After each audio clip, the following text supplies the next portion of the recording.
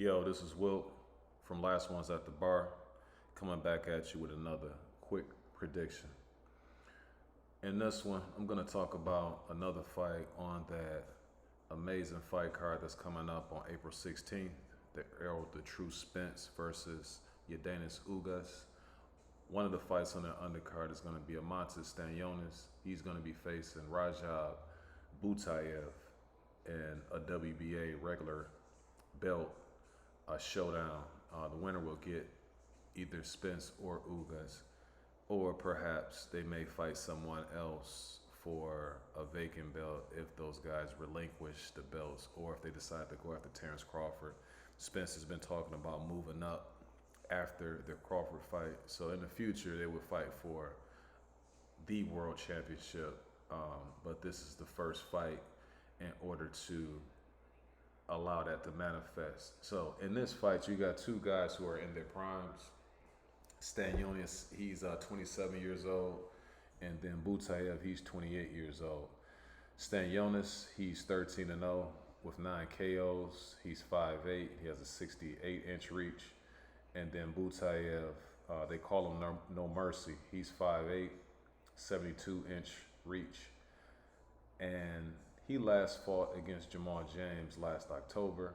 And then Stanionis, he fought last in August when he defeated, well, not necessarily defeated, he was on the verge of defeating Luis Collazo. It looked like to me Collazo was looking for a way out. He was pretty much beating Collazo from pillar to post. Collazo had his moments a couple times, but at the same time, he had found an opportunity to take out when the guys clash heads. And so the referee ended up waving a fight off. Since it didn't co-pass 4 rounds, then they decided to go ahead and call it a no contest. Now, how do these guys stack up? I'm going to go ahead and start talking about Stanionis first. And to me, this guy is definitely a legitimate force in the welterweight division. His style is a bit, to me, it's like a combination of Errol Spence Jr. and Triple G. He's very compact. He lands hard, crisp shots. He throws hooks to the body and head. And he has punching power, but I think it's more so, like I said, like a Triple G, Errol Spence. Not a one-punch devastating knockout puncher, but he's definitely somebody who will break you down. And he has the type of power that can, like, I would say like a body shot. He can put people down with his body shots. And then also, I mean, I think he like has that chip bone type of power, you know, when he stands there in the pocket. If his opponents stay there long enough, you know, he can do some serious damage. And then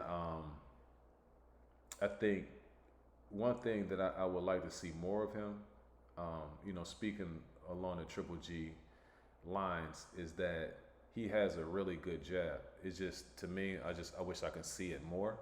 But when he uses it, he does have a very powerful left-hand jab. Now, his opponent, Butaev, he's coming off a pretty, I should say, a rather nice victory against Jamal James. In that fight, he just brought it to Jamal James throughout the whole fight, and he broke him down. The referee stopped the fight in the 9th round. And, I mean, one thing was that you saw, like, the brutal nature of Butaev. You know, they call him No Mercy for a reason. And then the other thing is that Jamal James, he had his moments in the fight, but he just didn't have enough power to keep Butaev off of him.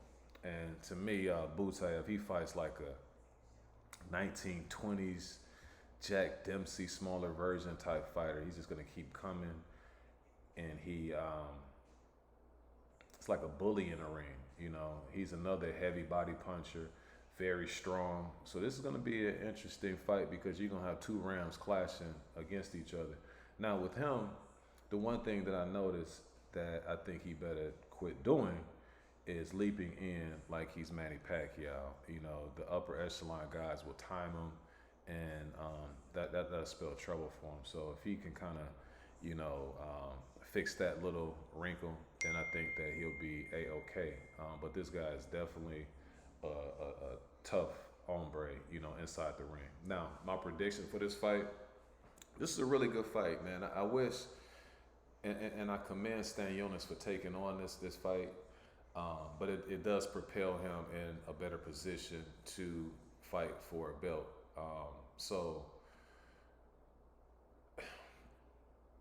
I think that, and again, I commend him for it, but at the same time, I wish guys like Boots Ennis would take on the caliber of fighter of Butaev, because that really would show you, where a guy is if you're facing somebody who's that dangerous.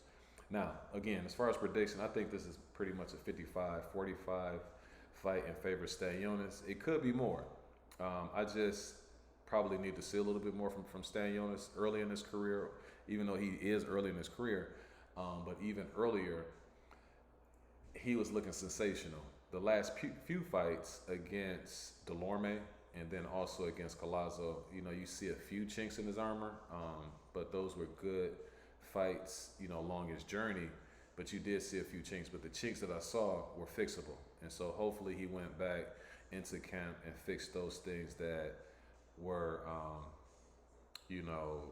things that he was deficient in. And mainly against Collazo was just doing old wily veteran type of tactics, and he was getting away with them in moments. But Stanionis, he stuck in there and he began to figure things out. But then, like I said, it was a clash of heads, so he really didn't get to put the exclamation point on that fight like I think that he would have. But I don't think that's going to play a factor in this fight anyway, because he's not fighting a left-hand fighter like Collazo. Now, again, with this prediction, like I say, both fighters are very good. And to me, this is going to determine how good. Here's going to be the determining factor. Butaev, he squares up a lot in his fights, and he stays in the line of his opponents. And I told you that he often jumps in, and he jumps in kind of recklessly. And I think that any of the top guys will take advantage of those opportunities that he's going to give you. Now, is Stanionis a top level type fighter? That's what we're going to be able to determine. And I think that he is, with his amateur pedigree, the work that he's put in, the fighters that he's faced, and, working on his deficiencies. I think he'll put it all together in this one. So I think he'll come out with a 12-round decision, or possibly maybe a mid to late round stoppage.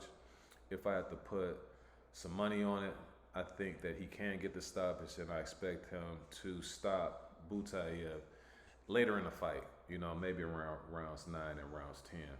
And so that's my prediction for this one. Let me know what you think in the comments section.